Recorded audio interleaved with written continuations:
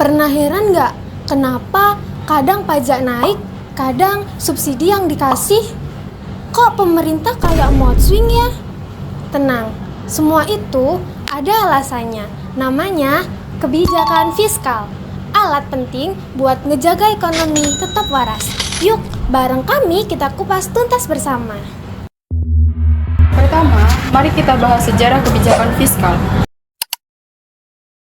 Sebelum tahun 1930-an, pengeluaran pemerintah cuma buat bayar gaji dan proyek kecil. Kalau pemasukan turun, anggaran pun dipangkas. Dan pas depresi tahun 1930-an, pemotongan ini malah bikin pengangguran meroket, harga jatuh, dan ekonomi pun kolaps. Dan pada tahun 1936, seorang ekonom, John Maynard Keynes, menerbitkan sebuah buku, The General Theory of Employment, Interest and Money. Keynes berani bilang, pemerintah harus jadi penyelamat. Saat swasta diam, pemerintah wajib menggelontorkan dana buat proyek besar, bangun infrastruktur, bayar pekerja, dan putar roda perekonomian.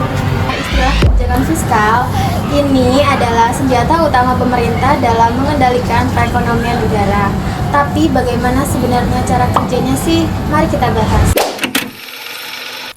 Kebijakan fiskal mencakup dua hal utama. Ada penerimaan negara seperti pajak dan utang, dan ada juga pengeluaran pemerintah seperti subsidi dan proyek infrastruktur. Dengan mengatur dua komponen ini, pemerintah bisa mempengaruhi kondisi ekonomi secara keseluruhan. Jika ekonomi lesu, turunkan pajak dan tambah belanja, dan jika inflasi tinggi, naikkan pajak dan kurangi belanja. Jadi, kebijakan fiskal itu seperti rem dan gas untuk ekonomi. Pemerintah bisa memacu pertumbuhan atau mengerem inflasi tergantung kebutuhan. Sederhana kan? Nah, tahapan-tahapan yang dilakukan dalam penerapan kebijakan fiskal itu sebenarnya sederhana. Yang pertama yaitu mengidentifikasi masalah. Cari tahu dulu apa isu utama, misal inflasi tinggi atau penganggurannya yang naik. Yang kedua yaitu menyusun alternatif kebijakan. Pemerintah bikin beberapa opsi solusi, lalu ia pilih yang paling masuk akal. Yang ketiga yaitu pelaksanaan kebijakan di lapangan. Langkah yang keempat yaitu evaluasi hasil. Mengecek apakah kebijakan tadi beneran ngaruh, misalkan pengangguran ini turun atau enggak. Yang terakhir nih, yaitu penilaian kinerja. Lihat seberapa besar dampak kebijakan terhadap tujuan awal. Jadi, kebijakan fiskal ini nggak asal bikin aturan, tapi dipikirin matang dari awal sampai akhir. Selanjutnya, kita akan membahas tujuan dari kebijakan fiskal dan bagaimana kebijakan ini berperan penting dalam perekonomian suatu negara. Pertama, adalah untuk meningkatkan produksi nasional atau produk domestik bruto, serta pertumbuhan ekonomi. Yang kedua adalah untuk memperluas lapangan kerja dan mengurangi pengangguran. Yang terakhir adalah untuk menstabilkan barang secara umum, terutama dalam mengatasi inflasi. Jadi, kebijakan fiskal bukan hanya sekedar angka-angka di laporan ekonomi, ini adalah alat penting untuk mencapai pertumbuhan yang berkelanjutan, mencapai lapangan kerja, dan menjaga stabilitas harga. Setelah tahu tujuan dan tahapan kebijakan fiskal, sekarang kita bahas jenis-jenisnya nih.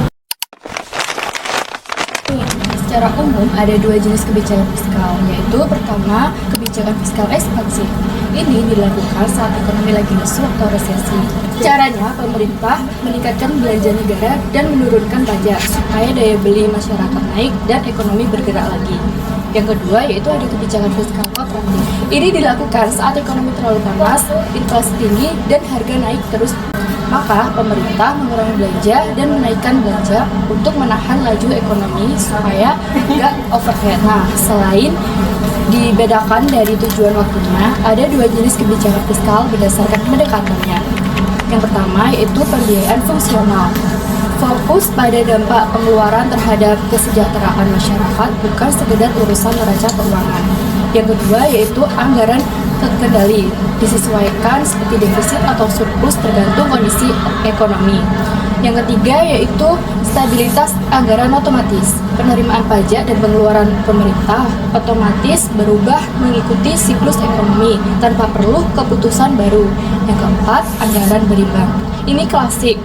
Pengeluaran sama dengan penerimaan supaya negara nggak ngambang. Gampang ya, jenis kebijakan fiskal itu kayak tools di game. tinggal pilih mana yang pas buat kondisi ekonominya. Nah, itu tadi pembahasan kita soal kebijakan fiskal, mulai dari tujuan, tahapan, sampai analisisnya. Semoga setelah ini kalian lebih ngerti kenapa pemerintah ambil keputusan yang kadang terasa aneh di mata kita. Ingat, semua ada tujuannya buat menjaga ekonomi tetap stabil, adil, dan tumbuh lebih baik. Terima kasih sudah nonton sampai akhir. Kami dari kelompok 9 pamit undur diri. Sampai bertemu di pembahasan seru lainnya.